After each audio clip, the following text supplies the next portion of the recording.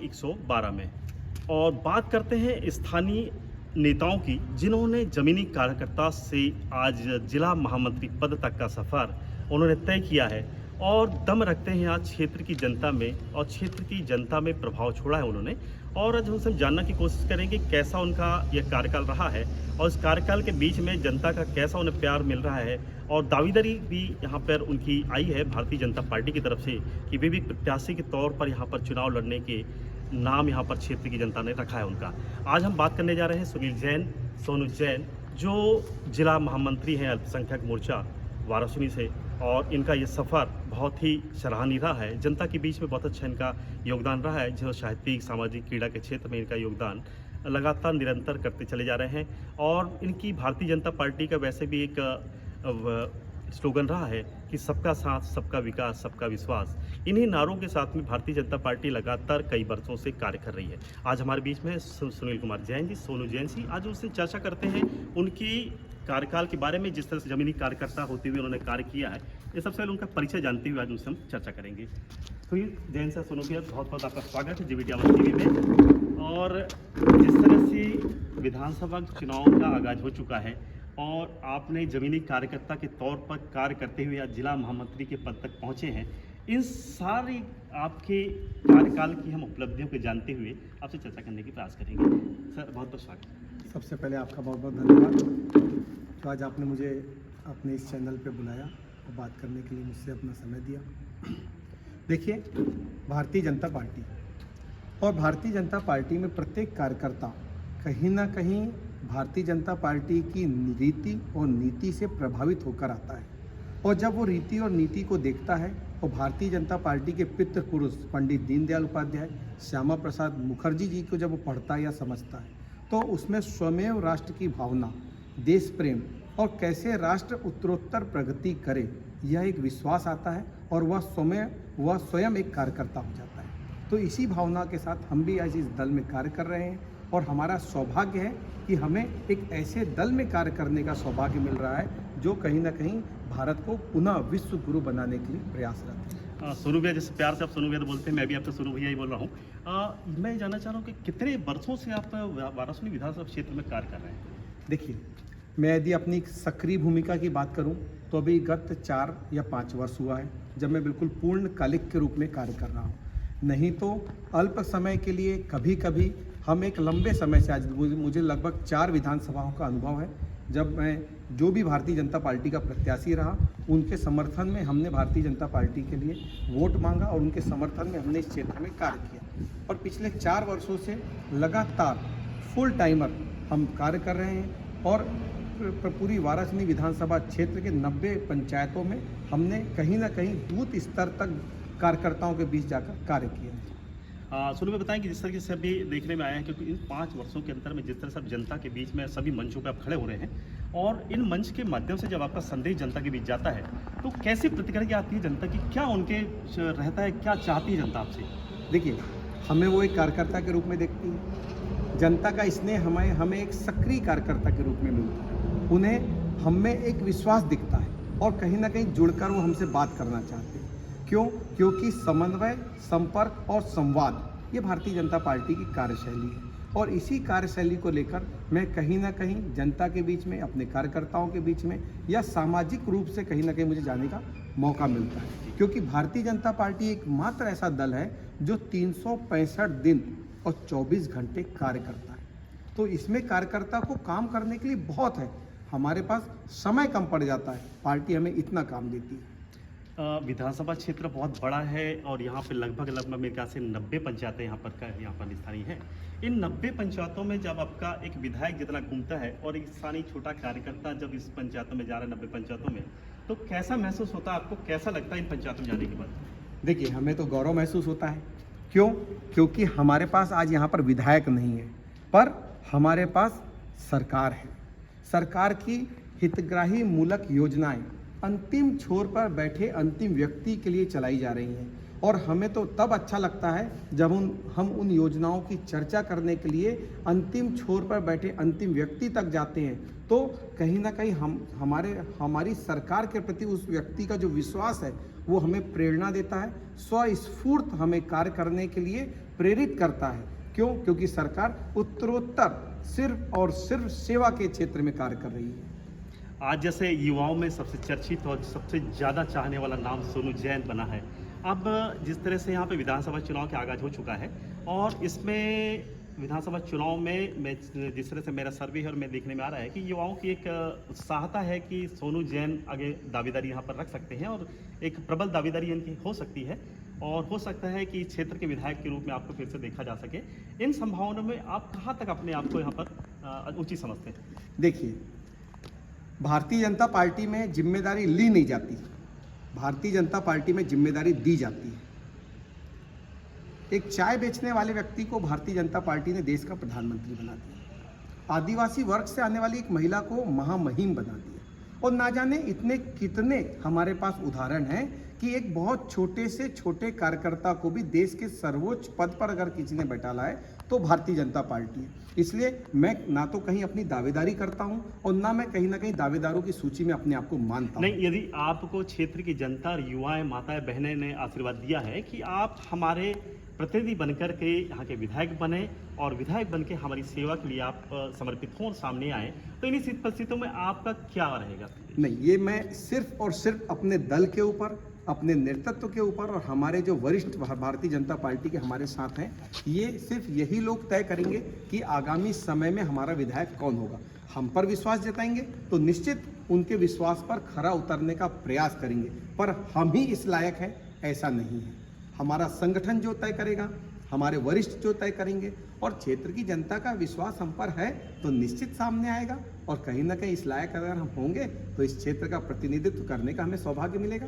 जी, सोनू भाई, एक चीज़ और देखना चाहे कि जिस तरह से विधानसभा क्षेत्र 112 क्रमांक, ये मध्य प्रदेश की सबसे हाईलाइट और सबसे ज़्यादा प्रचलित सीट रही है, जहाँ पर इसके पहले भी जहाँ पैराशूट कहा जाता है, उम्मीदवार उतरते हैं यहाँ पर और फिर से यहाँ पर चुनाव का समय आ गया, हो सकता है पैराशूट प्रत्याशी फिर यहाँ पर उतरें और यहाँ पर कहा भी जा रहा है कि विभिन्न दलों से जो है, विभिन्न दलों से अपने दलों से किसी को तोड़ने का, किसी को जोड़ने का प्रयास किया जा रहा है और प्रत्याशियों को उन्हें दल में जोड़ने के लिए उनका भी बहुत ज़्यादा शायद विरोध प्रदर्शन भी यहाँ पे किया जा रहा है। इस विषय में वाराणसी विधानसभा क्षेत्र की जनता क्या देखती है, क्या आकलन करती है इसमें? नहीं, देखिए, कयास था और संभावनाएं भी कई थी, पर चूंकि हम एक कार्यकर्ता हैं और हम जिस दल में कार्य कर रहे हैं वह दल एकमात्र भारत का ऐसा दल है जो कार्यकर्ताओं की भावना के अनुरूप कार्य करता है। हमने जिस भी बात, जो विषय पर आप बात कर रहे हैं, उसका विरोध यहाँ से लेके दिल्ली तक हमने पुरजोर किया है, हमारे नेतृत्व ने उसका विरोध पुरजोर किया है और दिल्ली से लेके भोपाल तक और भोपाल से लेके जिले तक हमारे सभी वरिष्ठों ने हमें आश्वस्त किया है कि कार्यकर्ताओं की भावनाओं के खिलाफ कोई भी निर्णय नहीं होगा, कार्यकर्ताओं को उपेक्षित कर कोई ऐसा पैराशूट से नेता कोई लॉन्च नहीं होगा कि जिसे कल 2023 में आगामी चुनाव में भारतीय जनता पार्टी के कार्यकर्ताओं को अपना चेहरा मानना पड़े और उसके समर्थन में कार्य करना पड़े। इसके लिए भारतीय जनता पार्टी कहीं भी तैयार नहीं है। बूथ स्तर पे 237 बूथ के कार्यकर्ता पुरजोर विरोध कर चुके हैं कि हमें ऐसा कोई व्यक्ति नहीं चाहिए जो बाहरी है, हमें सिर्फ और सिर्फ भारतीय जनता पार्टी की रीति नीति और लंबे समय से भारतीय जनता पार्टी में जो व्यक्ति कार्य कर रहा है वही स्वीकार है, अन्यत्र हमें कोई स्वीकार नहीं। तो चलो, ये बात बहुत अच्छी है कि जिस तरह से स्थानीय जनता और यहाँ के जो स्थानीय लोग हैं चाहते हैं कि भाई किसी प्रकार का पैराशूट प्रत्याशी नहीं चाहिए। अब बात करते हैं देश विदेशों में जिस तरह से आज मोदी जी का नाम चर्चा और विषय में है कि इनके द्वारा किए गए कार्य और देश में उनका एक डंका बज रहा है कि सिर्फ मोदी और सिर्फ मोदी। तो जिस तरह से अभी चंद्रयान का लॉन्चिंग हुई है और सैटेलाइट और छोड़े भी जा रहे हैं, तो क्या 2024 का जो चुनाव है तो पुनः क्या मोदी जी की सीट पर फिर से चंद्रमा की, जिस तरह से चंद्रयान ने सफलता की है, उस तरह से क्या मोदी जी भी अपन सफल होकर के अपनी सीट पर बढ़ जाएंगे? देखिए, 2024 तक मैं सीमित नहीं मानता, मैं तो उत्तरोत्तर अभी जितने आगामी आम चुनाव होने हैं, मोदी या मोदी के जैसे कार्य करने वाले भारतीय जनता पार्टी के चेहरे ही देश पर अभी काम करेंगे। क्यों? क्योंकि भारत के 140 करोड़ लोगों को अगर कहीं विश्वास है तो वह भारतीय जनता पार्टी पर, कहीं विश्वास है तो वह नरेंद्र मोदी जी पर है। जैसा किया, जैसा कहा वैसा किया। उनकी कथनी और उनकी करनी में कोई अंतर नहीं है। आज संपूर्ण विश्व में जहां भारत का मान बढ़ा है, भारत को सम्मान की दृष्टि से देखा जा रहा है और भारत को जो एक स्थान दिया जा रहा है, हाल ही में यूक्रेन का युद्ध हुआ, जिन्होंने तिरंगा ओढ़ लिया, दोनों देश के राष्ट्रपति ने कहा कि उन पर किसी प्रकार का कोई हमला नहीं होगा। ये भारत है, ये 21वीं सदी का भारत है जो आंखों में आंखें डाल के विश्व से बात करता है, जो 56 इंच का सीना लेकर पूरे विश्व का नेतृत्व करने के लिए अब तैयार है। हाल ही में G20 हमारे देश में होने वाला है, प्रधानमंत्री मोदी इसका प्रतिनिधित्व कर रहे हैं। ये हमारे लिए इससे बड़ी सौभाग्य की बात और क्या है। हम इतिहास में पढ़ते थे कि आने वाले समय में 21वीं सदी सिर्फ और सिर्फ भारत की होगी, उसका रूप हमें दिखने लगा है। आप एक युवा नेता के तौर पर उभर के आए हैं और जिस तरह से कुछ सवाल होते हैं कि जिस तरह से बेरोजगारी और रोजगार को लेकर के और जनता को जिन अपेक्षाएं रहती हैं, तो क्या वाराणसी विधानसभा क्षेत्र में पिछला जो कार्यकाल गया है विधानसभा क्षेत्र का, तो विधायक ने जो जन सुविधाओं को मिलने वाली सुविधाएं हैं, क्या जनता तक इन्हें निष्ठापूर्वक ईमानदारी से वो पहुँच पाई सुविधाएँ? देखिए, हमारे यहाँ मुद्दे तो बहुत बड़े बड़े हैं। पलायन हमारे यहाँ बहुत बड़ा मुद्दा है, बेरोजगारी हमारे यहाँ बहुत बड़ा मुद्दा है, इंफ्रास्ट्रक्चर नहीं है हमारे पास। सिर्फ यदि हम राइस उद्योग को छोड़ दें तो हमारे पास ऐसा कोई बहुत बड़ा कुछ नहीं है जिस पर हम कल आने वाली जनरेशन को कुछ देने का प्रयास कर सकें। और निश्चित कहीं ना कहीं हम पिछले नेतृत्व को माने, जिन लोगों ने इस वाराणसी विधानसभा क्षेत्र में नेतृत्व किया है और भोपाल में यहाँ का प्रतिनिधित्व किया है, कहीं ना कहीं उनकी दूरदृष्टिता में मैं मानता हूँ या निश्चित कमी रही है कि आज हम प्रगति के जिस मार्ग पर होने चाहिए थे उससे अछूते हैं। निकट में नागपुर है, आज हम जुड़े नहीं हैं। पास में जबलपुर है, हम आज जुड़े नहीं हैं। हमारे पास कोई भी ऐसा कहने के लिए नहीं है जिस पर हम अपने इस क्षेत्र को गर्व महसूस कर सके कि हाँ, हमारे यहाँ ये चीज़ है और इसके लिए हमें one nation one product one district one product की जब बात करते हैं तो कहीं हमारे पास ऐसा कुछ नहीं है जिस पर हम गर्व करें। जिस तरह से अभी और एक मैं और नाम तो ना लेते हुए फिर भी लेना पड़ रहा है कि जिस तरह से कयास लगाए जा रहे थे कि हाल ही के दिनों में भोपाल और दिल्ली तक भारतीय जनता पार्टी में किसी प्रत्याशी का जुड़ने को लेकर के या समर्पित होने को लेकर के जैसे सुना जा रहा था कि पूर्व विधायक निर्दलीय यहाँ पर विधायक जो रहे हैं यहाँ पर प्रदीप जायसवाल, उन्हें भारतीय जनता पार्टी में जोड़ा जा रहा है और जिसका विरोध दिल्ली से लेकर भोपाल तक, भोपाल से दिल्ली तक वहाँ पे किया जा रहा है। अच्छा, ये जो प्रयास हैं, अटकसें हैं, ये कहाँ तक सही है और क्या पार्टी और कार्यकर्ता इस बारे में क्या सोचता है? देखिए, ये कयास पूर्णतः रिक्त है, शून्य है। मैं इसमें कहीं भी सत्यता को नहीं देखता। क्यों? क्योंकि आना रहता तो अभी तक आ जाते। हर महीने हम एक नई बात सुनते हैं कि संभावित तारीख को हम आ रहे हैं, हम इस दिन आ रहे हैं, हम उस दिन आ रहे हैं। नेतृत्व तो कहीं से लेकर कहीं तक उनके साथ खड़ा नहीं है। ठीक है, उनकी क्या चर्चाएं हैं ये हम तक नहीं है, पर हमारे नेतृत्व ने जो हमसे चर्चा की है उस चर्चा को हम माने तो उसमें हमें सत्यता दिखती है। और कहीं ना कहीं उनको लेकर हमारे भी वरिष्ठों ने हमें बताया है कि कहीं भी हम उनके साथ नहीं हैं। अब ठीक है, उन्होंने ऐसा कहते हैं कि उन्होंने सरकार को कहीं समर्थन दिया हो, आज तो सरकार में उनके समर्थन की कोई आवश्यकता नहीं है। ठीक है, उन्होंने राष्ट्रपति जी को हमारे पास मत दिया था तो निगम का पद लेके बैठे हैं, पर भाजपा में प्रवेश को लेकर मुझे नहीं लगता कोई संभावनाएं समझ में आ रही हैं। क्यों? क्योंकि अब महीने भर बाद तो चुनाव ही हो जाएंगे, कार्यकर्ता एकदम से सहमति नहीं देगा। और जितना विरोध कार्यकर्ता ने उनका पिछले 3.5 वर्षों से किया है, तो मुझे नहीं लगता कि 3.5 वर्षों का विरोध इस 3.5 घंटे में समाप्त हो जाएगा। सुनिए, मैं जैसे एक चीज़ और जानना चाहूँगा कि बालाघाट जिले में जिस तरह से कहा जा रहा है कि जातिगत आधार पर यहाँ पर वोटों का और प्रत्याशियों का चयन किया जाता है और जिसमें प्रत्याशी भी वह चुना जाता है जिसकी संख्या बल यहाँ पर ज़्यादा है, तो क्या इसमें ST, OBC और अल्पसंख्यक या अदर समाज जो हैं, क्या इन्हें भी मौका मिलना चाहिए? क्या एक प्रत्याशी के तौर पर यदि आप यहाँ पर दावे रखते हैं तो क्या सामान्य वर्ग का इस क्षेत्र से लड़ना क्या संभव है? क्या संभावनाएं बनती है इसकी?